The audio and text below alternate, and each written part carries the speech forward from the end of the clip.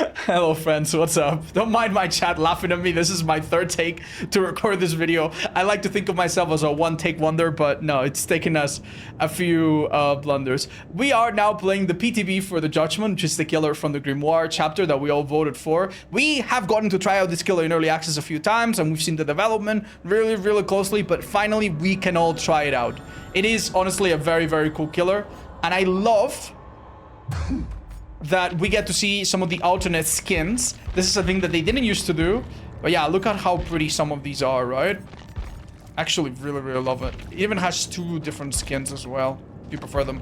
I love the green one. I think the green one is my favorite. I like it more than default. I like it more than the bloody version. I like it more than the recolors, even though they're pretty.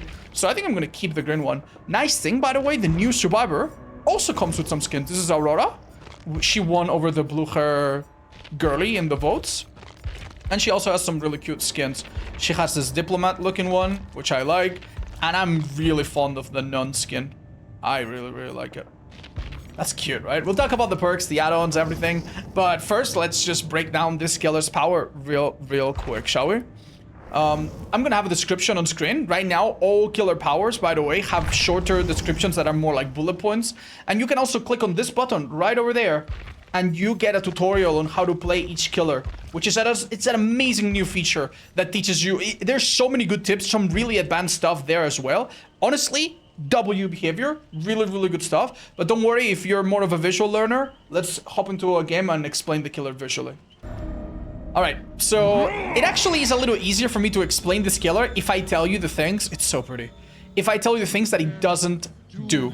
This killer has no stealth in its base kit or its add-ons, as far as I know. No mobility, no teleport, no speed, no dash. Normal terror radius of 32 meters, but slower movement speed of 110%, aka 4.4 meters a second. That means that you're moving kind of like a huntress, or a hag, or a spirit, or any of those killers. So it is quite important when you're looping around tight things like this that you remember that survivors are going to be a little bit harder to catch. You do need to use this killer's power to really benefit. You cannot just chase people down. And I'm gonna tell you already, I already talked about this in a video that I uploaded yesterday. This killer's power is quite possibly the hardest power in the entire game. And it's even harder on controllers. So be a little patient. I'm gonna try to simplify it as much as I can, okay? What this killer does is it applies Sin on survivors, which applies a bunch of debuffs. And it also sends pillars like that. You see that pillar? The moment you see it appear, it starts to damage survivors, and it applies Sin as well. Let me demonstrate. Oh, it goes through multiple floors too, by the way. So I can hit that survivor or even someone higher. It does have a bit of verticality to it. Let me do that. There you go. So it injures, and as you can see, it applies Sin. Survivors can also gain Sin if they teabag, by the way. So Shaq, if you want to teabag me, do a little teabag. I don't know if you're listening. Yeah, they also gain Sin. Sin is a bit of a status effect that sometimes reveals the survivors when you become empowered, and also makes them a bit slower at gens. Not exactly, but it indirectly makes them slower at gens. And if they want to remove it, they have to find a bunch of little statues that spawn around the map. I think there's like 4 or 5 of them around the map. They look exactly like you. So yeah, if they come here and they stab themselves, they remove the Sin. Normally this doesn't matter because most of the times if a survivor is in chase, they're not gonna have a chance to do that. But just so you know, okay? Now, one super important thing about the pillar, okay? If you're gonna damage a survivor from afar with an Aura perk or because they're on a gen, this power is super simple. It's a bit like a slingshot. You can control it a little bit, as you can see, but then bam. You do that, and if there was someone on that gen, I would have injured them. No problem. Super easy. It's not different from Artis. However, the problem with this power is that it does not work from up close. From up close, I'm not gonna be able to damage them. Unlike the Nurse or Pinhead that can aim down to move their power closer to them, this power always goes away from you. And even if you are a little bit further, look. Did you see that I press the button and we heard the sound, but the pillar didn't really start damaging? This pillar, for the first half a second, does not damage survivors. And that is a bit of a problem. That's where the difficulty comes with this killer, okay? Because from this distance, Look, do you see how long it takes for the pillar to become visible? You just cannot damage a survivor at this distance. Anywhere further than this, and I think you're fine. Even that is not quick enough. Okay, let's stay a bit further and try to send it as quickly as we can. Okay, you're starting to see the problem, right? Like, a survivor that is this close, you just cannot injure. Oh my god, yeah, when you do it like this. Obviously, a survivor would be running away, and there's a lot of factors, but yeah. Finally. So you can see, right? That survivor is about 15 or 16 meters away from me. This is how far you need to use your power. That is very, very, very, very, very difficult. If you're using your power in a straight line, just like I've been doing, unless it's to snipe someone or to catch someone running away or someone that's in a tight spot, opening a gate, yada, yada, unless it's something like that, where the survivor is a bit stuck in position, your power is very, very hard to use. But don't worry, because there is a way. Unfortunately, whenever you use your power, as I've said, even if I look down, I cannot command it to come back to me, right?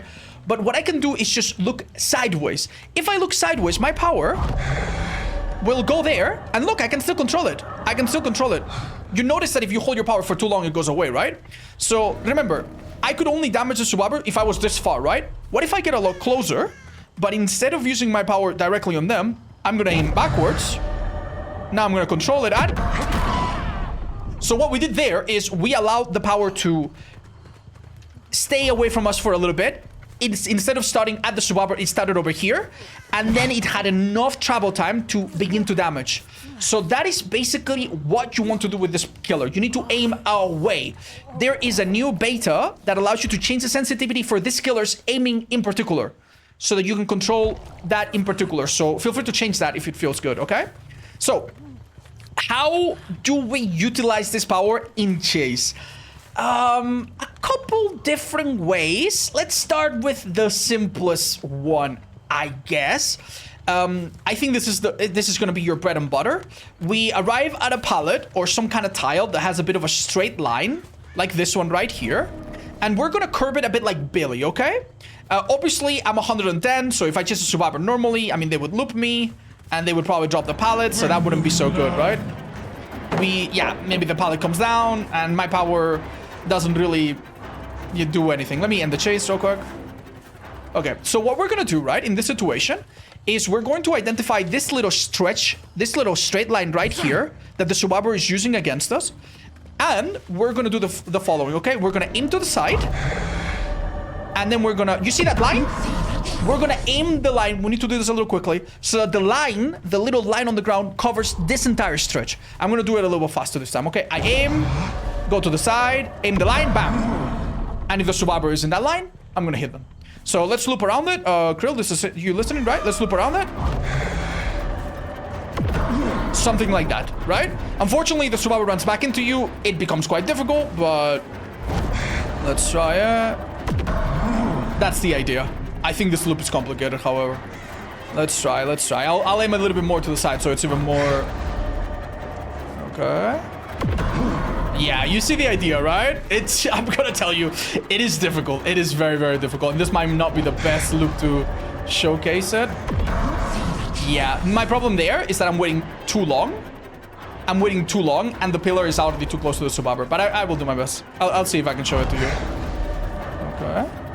Nah, I'm waiting too long. This is really, really complicated. Okay.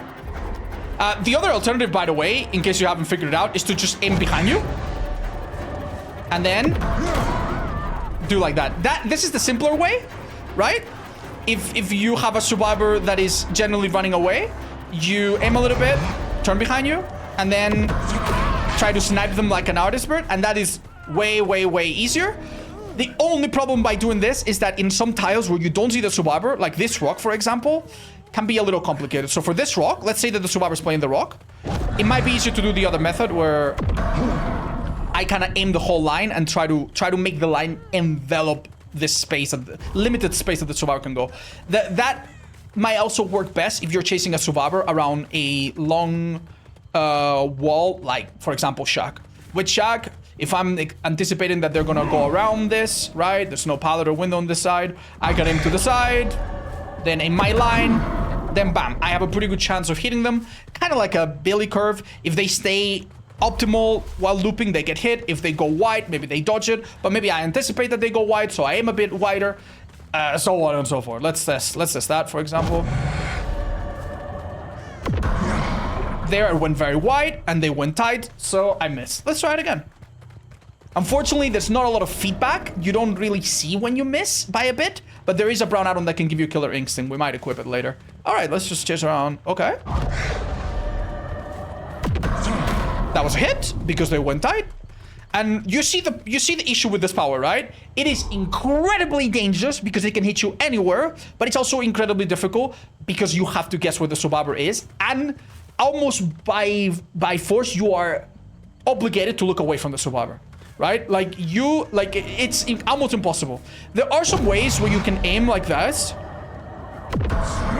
and do it back. This is the third way of using the power, not behind you and forward, not to the side and then to the other side, but instead forward and then flick it back. This is very difficult. It is very difficult, but it can work really, really well if the survivor is running to a pallet. So for example, this pallet right here, which is a little tight, right? Like a corridor or something. Yeah, let's say the survivor's running there. I could do this. All right, touche, man, touche. They got my butt. What can I say? Let's find a different example. Let's imagine this pallet over there or something. Yeah. So if I assume that they're gonna be a bit stupid, I could do this and then try to do something like that. And if I nail it, I will hit them. This, I think, is the hardest way to use it. But I mean, you could. Yeah, you miss by, like, I can't even tell if I miss by a little bit or if I miss by a lot because I'm looking backwards. Okay, let's see. And I think it's because they keep going forward and they avoid it. But yeah, in this situation, it might be easier to do the sideways one where you go. And that should be pretty unavoidable. But once again, you have to guess that they're going to be at the pallet and not on the right side of it. So if they're at the pallet and you do this, that's a hit, no matter what. This is why it's so important that you listen to the survivor carefully, that you have auto-reading perks to see them, or that you pay attention to how much they're dodging. Because if I do what I just did and the survivor's on the pallet, perfect, it's a down. But if I do what I did and the survivor's on the side, I'm gonna miss. So yeah, it's not great. Now, there is a way to make your power a little bit better. This killer enters a state of empowerment where the pillar is a bit stronger. But before you can do that, you have to apply Sin to a survivor and then send them to the Exile. Sending them to the Exile is very similar to Pyramid Head cages. It counts as a hook, and you press left control on it like this, and down they go. Oh, there we go. Change of point of view. All right, so when you get sent to Exile, it's kind of like being on the hook, but you actually get to play the game, okay? As you can see, my hook timer is going. If no one rescues me, I will go to next or I will die. And when you're here, you have like a flashlight item. It looks a bit like a flashlight, and you need to use it to get rid of these little heads. And try not to get hit by the light pillars, which are punishing you, okay? So avoid the light pillars, collect the heads. What happens if you collect the heads? Nothing really. You don't get out by yourself. But the more heads that you collect, the longer that you will benefit from protection after the hook. So right now my teammates are not rescuing me yet. I will die here. Oh, they rescued me. I'm back. I now have quite a few seconds of endurance and elusive and haste. And if I get hit, I'm fine, right? And the more heads that you collect in there, the safer that you are. Oh no, I went down again. Right. They could send me again, and now I would be on stage 2, but please don't do it, because it's gonna take forever. Right, let's imagine that for some reason, the killer leaves us, and they go very far away. And now we have a problem, right? Because we have Sin, and we want to get rid of it. If we don't get rid of it, we have a debuff that applies whenever we do gens, and it's very similar to the old style ruin. Look at this. Like, whenever we get skill checks, we're not going to be able to hit greats. Oh, what's that? If you hit normal skill checks, the gen loses a bit of progress. You see that it's going backwards? Loses a bit of progress. And if you hit greats, nothing happens. Meaning that you are slower at doing gens, and it is a pretty nasty thing. So how do we get rid of it? Remember, don't teabag the killer. If you teabag the killer, you reapply it. Hold up.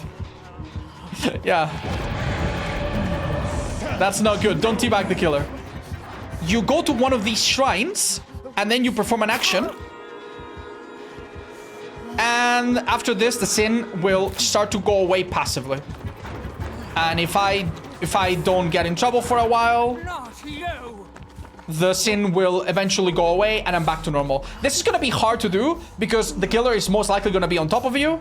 But yeah, that's basically it. The sin mechanic is super, super, super simple. That's all you need to know as a survivor.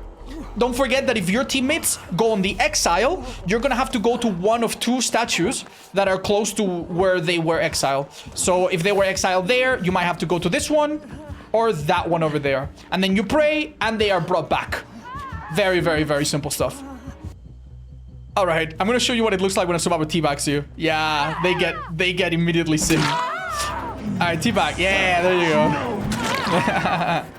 Right, so as I was explaining earlier, you become empowered when you send a survivor into the void. Let's do it. Oh. Right, so do you see that next to my power, now I have a timer that's lasting a minute? And also I got a heartbeat on anyone else that's infected by the sin. Oh, they're rescuing. Nice. Oh, look, they rescued her back. She came back from exile. Now I have 60 seconds of being empowered. Being empowered makes your cooldown a little quicker, meaning I can spam my power a little sooner. Do you see that the power is also blue? It is now wider. So my pillar is a bit thicker. My power can be spam a bit more repeatedly, and it also has a much longer range, 50% more range, meaning that I could snipe someone, presumably from like... Yeah, you see how far it goes? Yeah, we hit someone. I am using the brown add-on that gives me heartbeat when I barely miss a survivor. And I hope they made this add-on base kit, look. You see there, it was a bare miss because it was too close, but sometimes you barely miss because it goes past them. Oh, I hit them, so you don't get to see it. But yeah, it's really, really nice. What else does it do? Yeah, faster cooldown. It goes further, and it's a little thicker. Overall, it's not insane. 10% is not insane, but it is a good thing. Ideally, with this killer, maybe don't have 4 perks that rely on hook and actually try to send people on the exile, right? This killer has a lot of add-ons that transform his power or its power very, very significantly. What I suggest you do as a general rule is I'm going to show you the 1 or 2 that are beginner friendly, then try to experiment. But yeah, maybe don't use the ones that mess with the numbers too much. We will see them and you'll see the functionality they change. So remember, when you're choosing survivors at medium range, you don't need to do anything special. You do this and you can hit them at medium range. From close up, your general idea is, let's say that they run away, for example. Go for it. Your general idea is to aim a little bit to the side, maybe. Let's do it right here. And then... That was not too bad. I needed to react. I needed to react to the survivor going to the right and not in front of me. But hey, that was a hit. And I'm going to chase normally, see if they're in a good spot. Okay, I'm going to do... That was pretty good, but the survivor dodge. I'm 110, meaning I am not great in chase, but if the survivor makes a mistake, I will just hit them. That was pretty good of them, unfortunately. We're gonna maybe pretend to go here. They stick around. I saw too late that I had out of the miss aim. That's okay. These tiles with long walls are your #1 enemy because you move a little bit as a survivor and you don't see them. Here, I could just hit them right and we'd be fine. For tall walls like this, it is a little bit difficult. A couple things that can help. If you know where the window is, or if you know the wall that the survivor's gonna run tight around. For example, here, I'm using a survivor and they run around here. Use the same technique that we did earlier, where you aim to the side a little bit and then send it. Good chance you'll hit them. Another one is Auto Perks. Auto Perks that trigger in chase, Ameliers, Predator, Floods of Rage, Gearhead, which triggers when they're on gens. Any auto like that can make these walls actually your friend because the survivors don't see you. And that's great, right? Here, I see that it's a straight line and I went for that hit from the side because I figured maybe I can hit both survivors. You can hit multiple survivors with this power, which is really, really good. Shall we do a normal chase and get a bit of a feel for it? Then we can show the Mori. Go for it. We'll try to make sure we infect this person with sin. That was pretty good. We missed by a tiny bit, and my add-on is telling me that. But hey, that's pretty nice.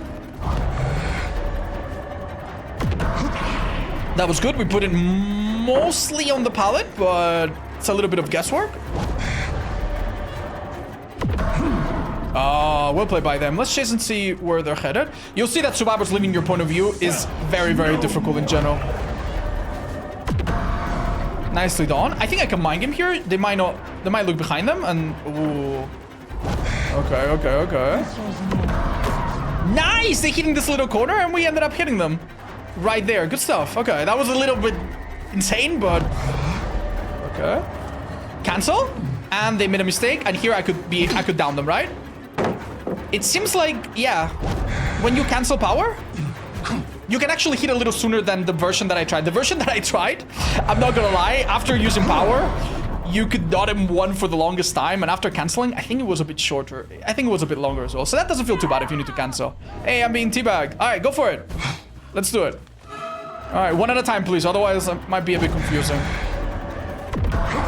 You see how simple that was, right? Here, I assumed that she was gonna go around this thing. Here, she's forced to go through a narrow spot, and we aim the line there. Remember, you're not trying to necessarily hit the survivor spot on when you're looping around something. It's really difficult to aim that little arrow. You just take the line, the arrow, and try to place the line on the path that they're taking. So let's do that again. I was a little late there, but you get the idea, right? If you ever notice that you have a hook nearby and you have a hook perk, you don't need to use left control to exile them. You could just pick them up, and that would be acceptable as well. Anyway, let's get to watch the Mori, shall we? I haven't seen it, by the way. I haven't seen it yet. We never tried it out in the early access. All right, let's go.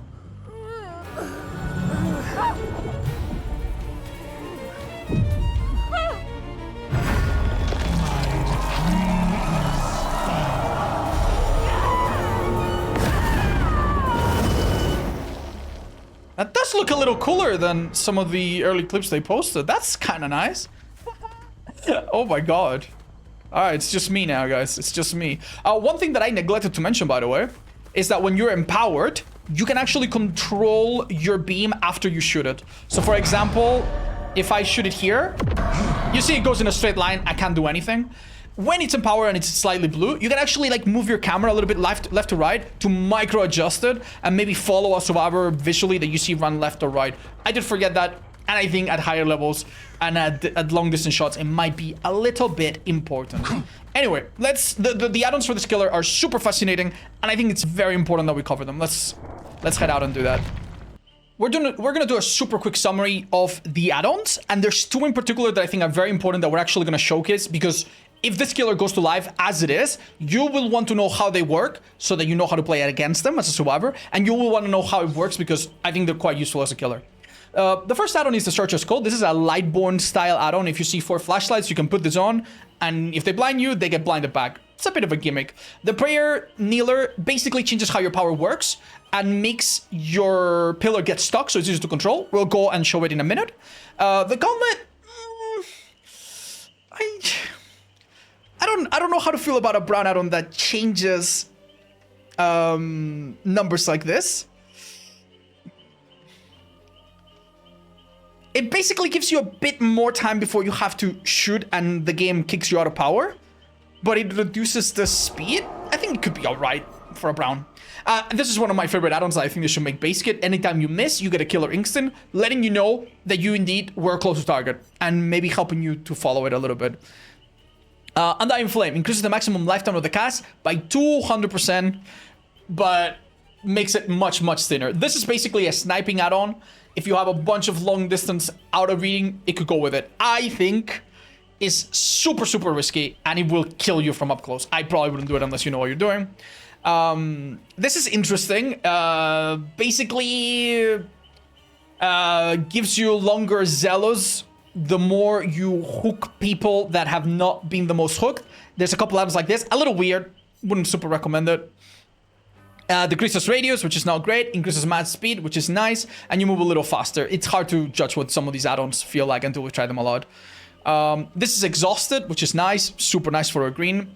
I actually really like this. It shows the auto to the survivor when you use your power, but it allows you to track them quite nicely. The blue is where some of the more fun things are. This one allows you to break stuff, break pallets and breakables, but your zealousy lasts half the time. I think it's fun, and it could be one of the simpler add-ons to play. Which one's this? Ah, this is really nice. After 1 second, your pillar is as big as it used to be, and then it gets bigger, but it starts out a little smaller. Nice for snipes. The Mark of the Adherent, this is the strangest one, and I haven't tried it out yet. I don't really know what to say. It basically makes your power slow down more when it hits collision, and maybe you can move it a little bit more. We'll try it out and tell you. The winged icon, super important. This allows you to recall your pillar so it hits you, and it's the only way to do that without doing a crazy flick. So I'll show you what that looks like in the game. And this is another thing, it shows you auras, but only if you hook people that haven't been hooked very much, so it's a bit weird. What is this one?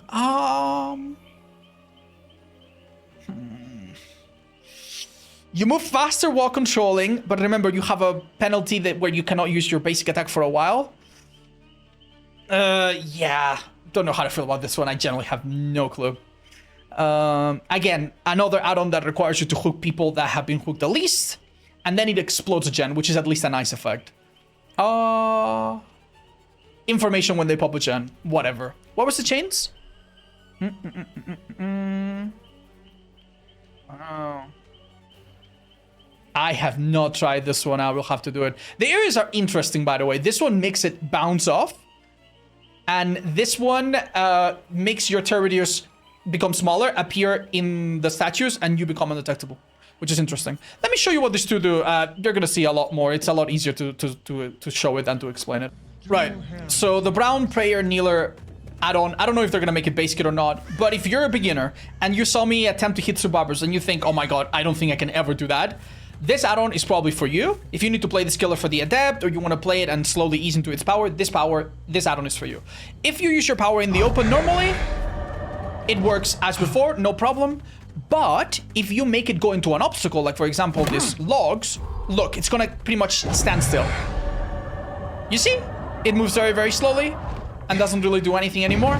So the idea with this add-on, right, is that if you have a survivor really close to you, instead of having to do the difficult aim backwards, then do this, then release, then maybe hit them, you have the idea of aiming towards an obstacle, like this. And then look, you can very easily maneuver it and hit the survivor. I missed because they are insanely good. But yeah, like for example, like this. And that is so much easier. I cannot explain how much easier this is. I'm sure you can see it, right? You just aim it at an obstacle. Oh, here I didn't hit any obstacle. If you're too close, by the way, it's still not gonna work. So for example, this obstacle, not a good idea because it's too close to the survivor, so... Oh, never mind, they step back a little bit and that was good enough. Much, much simpler, 10 times easier. The blue add-on allows you to recall the add-on, the light onto yourself. So look, I'm gonna hold it and I'm gonna put like control and... Ta-da! If the survivor... The tricky thing about this add-on is that if the survivor is sinful, it will damage them. But if the survivor is healthy, it will do half damage. So it's not as powerful as it looked, but this is super simple, by the way. If a survivor is going to one pallet in a map like Gideon, could you run to a pallet shack and show us what I mean? And they're a bit silly. You could do like this. Like drop it, right? And bam, you hit them. Super easy. The pillar is very similar to your normal pillar. You cannot spawn it on top of the survivor. Like that's not gonna... Obviously that's not gonna hit them, right? But say that you're chasing them into shack pallet and they're very panicky. You start doing this. And then you do this. And you will down them.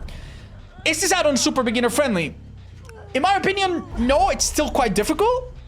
But if the people that you play against are a bit silly, you can get away with it. You can get away with it. Another thing that happens, by the way, is that if you're about to send a survivor into the exile, like this, what happens if they're already dead? They're dead on hook. You can actually do a mini Mori, which completely bypasses any anti-tunnel perk like Decisive Strike and prevents you from being flashy safe, palliative, and so on. So it can be a really quick way of killing someone.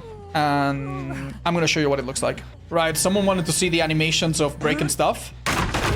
And not super exciting, they're a bit lame, but... Ah, that looks cooler.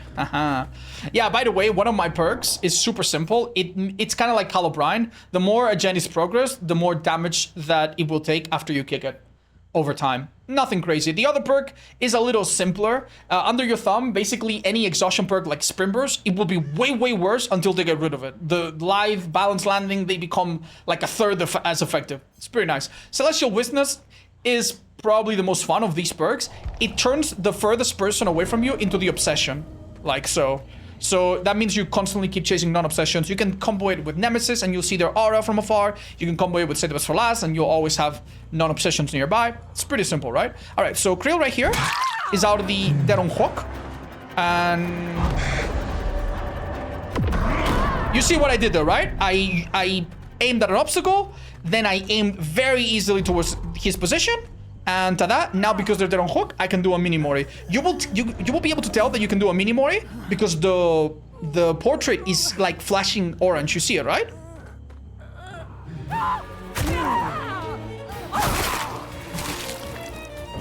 And they are dead. You do. Let me show you the other more complicated add-ons. Okay, we're trying this purple add-on that requires me to be zealous. I just became zealous. And this is interesting. It makes the Control Divine Light a lot better, but it comes to me? What? Oh, shoot. So it's like a different version of the blue add-on. Oh my god, dude, it's so fast! Oh my god! Look at this!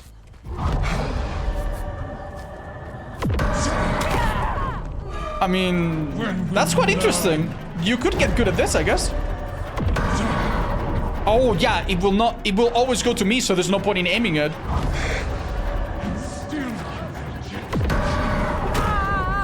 That's pretty mean. I guess the blue add-on or this add-on could be a good alternative if you want to simplify the power. Remember, this only works for 60 seconds. If you send someone to Exile, it works. But after the Exile buff is over, it's not gonna work anymore. Look. Now it works, right? And now it's gonna end. And now my power's gonna go back to working like normal. And yeah. I need to flick back if I wanted to go back. Interesting add-on. Now I want to try the one that reflects off of walls. That sounds really interesting. That's the iridescent one. Okay, I'm actually super excited to try this. The Cast Divine Light reflects the first 2 obstructions. Okay, so that means that it will not go through this tree? Oh, what? Oh, it's the cast one. Oh, not the... Oh. Oh, okay. I think I follow. So let's look at that. Let's look at that wall.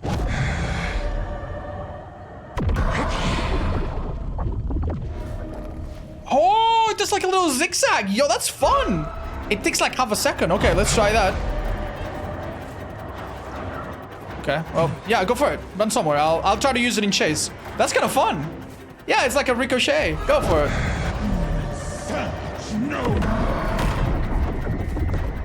Oh, look at that. I mean, if nothing else, it gives you a chance to get multiple hits. Oh my god! Yo, that's fun! That's sick. That's actually sick. Okay, yeah, I imagine it's gonna be very difficult to utilize this like on purpose, but look at that. That's not even that difficult. Like if I was running into that jungle gym, I could just... Yeah, I mean, it does act a bit unpredictably. Oh, nice song of your... Is she from the future? Or alternative reality? I guess she's from her reality. Yeah. The aim of her people. Okay. Oh. Oh, she brought it back. Sick. Oh, dude, this add-on's so fun. I kind of want to try it more. Yeah, dude. Like, oh my gosh. You're gonna get double downs. Yo.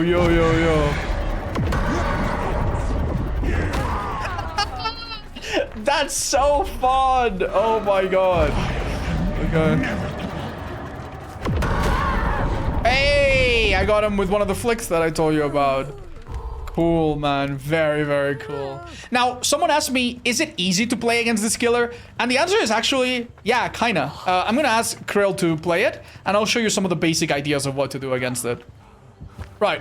So, number one thing to keep in mind with this killer. At a bit of a distance, you are mostly safe. Don't run without looking.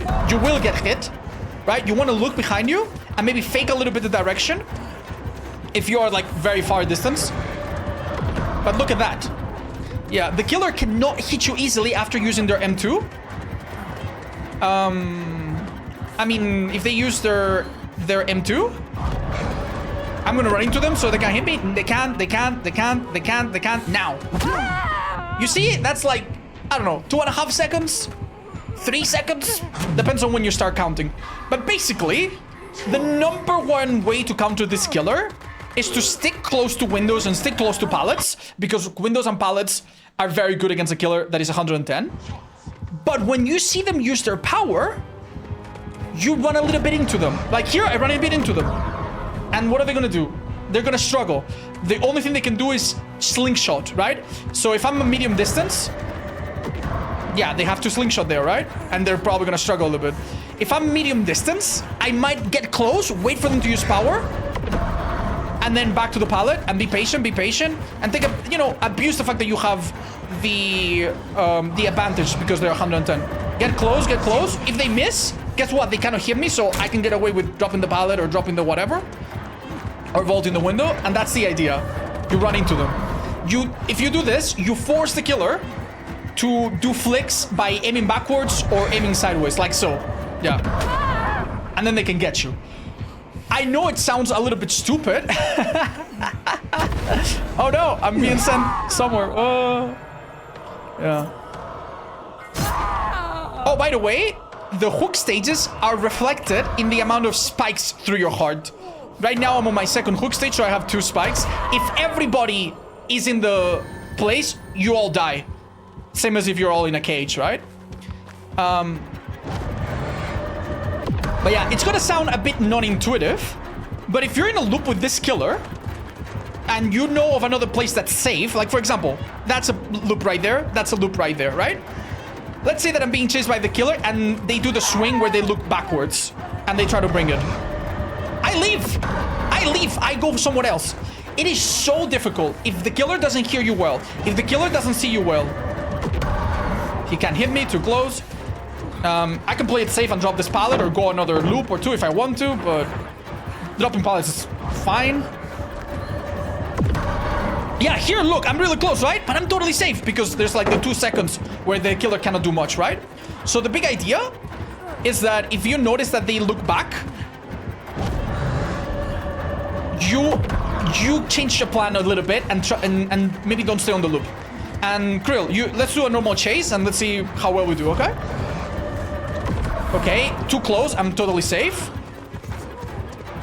I'm gonna stay close. Okay, that was a little risky. I'm close. I'm fine. Now I would need to drop this if I want to be 100% safe. But let's not. Do I make that? Oh, I'm too close. All right, he needed to do something else. He could have probably M1 me, but all right. I can stay close. And still medium vaulted, no problem, because they cannot M1 for a long time, right? Okay. Here, I would happily drop it and make distance, but you get the idea, right? It's, if you've ever played against an unknown that's aiming at you from a distance, or an artist that's aiming at you from a distance, or even a nurse that's holding her blink from a distance, it is the same principle. If you run into the power, sometimes it's a good idea, but generally you want to run away, and very importantly, run away while blocking line of sight. So not just running the open like this, because here I'm gonna die. This is the easiest hit of his life. Like, if he has power and I'm here, I die. And running back, it's impossible here, because you see, nothing I can do. Maybe I can try to dodge left, fake my direction. That is this killer at its strongest. So what you want to do is use anything in the environment. Even a small tree, you go behind it and change directions. It might trick the killer into compensating a little bit too much about their aim. Oh no, we're getting Mori. Oh, that's the mini Mori. And the skin is so cool. Yeah, I love it. Yeah. Sees unique. Crazy that survivors see where you aim. It might be that when they release this killer, they remove the ability for the survivors to see the pillar until it's cast. They might do that. They might do that. Quick look at Aurora's perks, by the way. She has a boon. Boon Steadfast. It's a bit weird. If you set it up, any gen in the area is 10% faster. 10% faster is nice, but compared to Deja Vu, which is 6% always, and you don't need to set anything up, it's not that crazy. If you want help finding gens, just put on Deja Vu. If you want to do gens faster, toolboxes, resilience, there's better perks. But it is nice. In a final 3 gen, this could be the difference. And the nicest part is that if the killer doesn't have pain risk, doesn't have pop, doesn't have a perk that locks gens with the entity, if they have Ruin or Call O'Brien or the new perk that is similar to Call O'Brien, Lay Waste, this perk is really nice because it makes the already slow regression even slower. It means that if a gen is kicked and no one touches it for a while, the gen barely moves an inch. I don't think it's insane. I think there's better boons, but whatever. Fruits of your labor, think of it like a combination of adrenaline and fire up.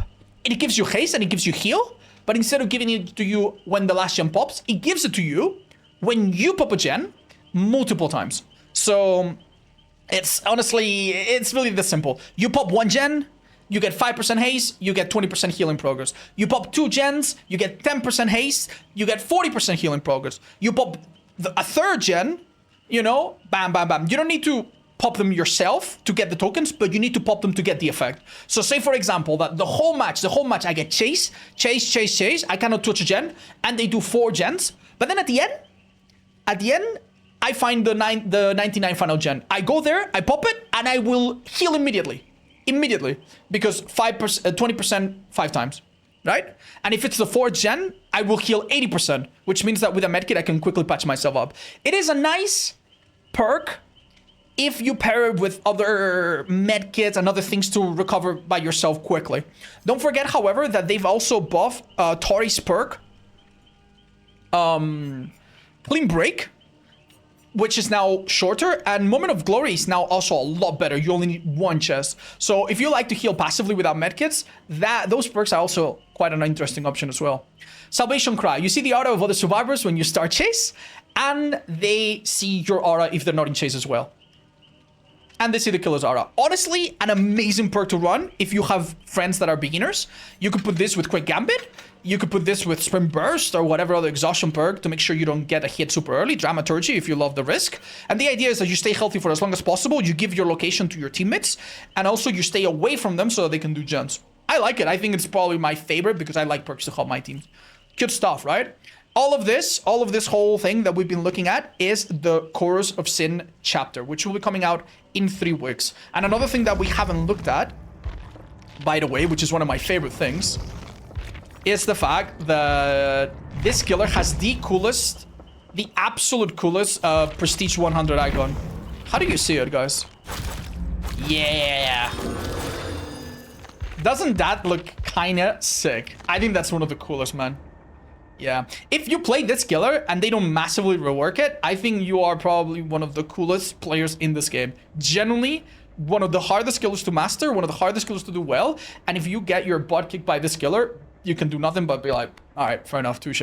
Hope you guys enjoy it when it comes out. Is it a he or she or them? We don't know. The devs have been a bit all over the place. I think it's supposed to be an androgynous, non-gender character, right? Even though it's got a bit of androgyny going on.